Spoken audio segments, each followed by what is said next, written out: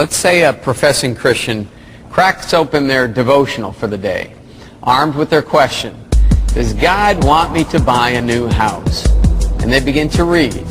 And the first verse that they come across is Psalm 51, verse 18, which reads, In your good pleasure make Zion prosper, build up the walls of Jerusalem.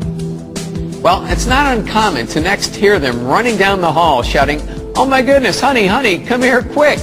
God spoke to me about building our own home from scratch. Now, meanwhile, the husband is unemployed. They'd have to go into massive debt in order to get the house that they want. And they'd have to do it all against every biblical moral principle that the Bible teaches. But none of that seems to deter such Christians from believing that God spoke to them through that verse in Psalm 51. Do you see the problem? By playing those kinds of carnival games with Scripture, insincere readers of the Bible can effectively avoid the moral ramifications of Scripture and still justify to themselves that they're participating in a quote-unquote relationship with God, when in fact, all of that is little more than fantasy and self-delusion.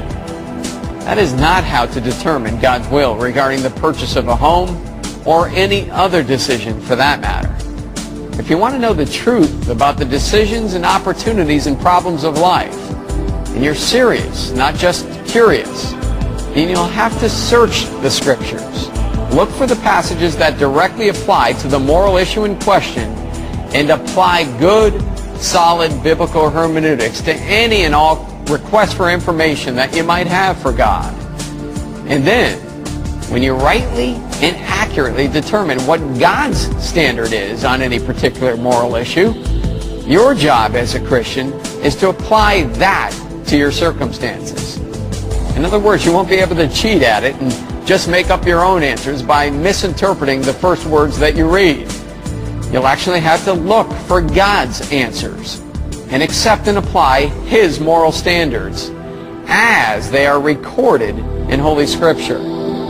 Which means in the case of the illustration that we've been using, you'd be far better served purchasing a topical study guide like one of the ones listed on the screen.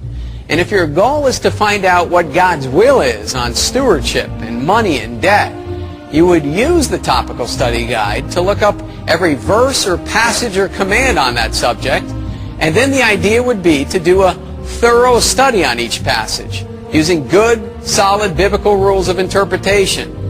And once you discover what the moral guidelines actually are, well, you could use those moral guidelines as the boundary lines, if you will, to stay within. And as long as you stay within those boundary lines, you'd have the opportunity to do whatever you'd like and whatever would most please God as providential circumstances allow. And of this you can be sure. If you follow that approach to getting your questions answered from Scripture, you will never regret the decisions and conclusions that you come to. But if you play the fortune cookie Bible verse game, who knows where you'll end up? By randomly plucking verses out of context and then assigning random meanings to them, you'll find yourself so far outside of God's will before you know it that it may take months or years to even figure out that you are outside of God's will. So the key is, Scripture can only help you if you interpret it properly.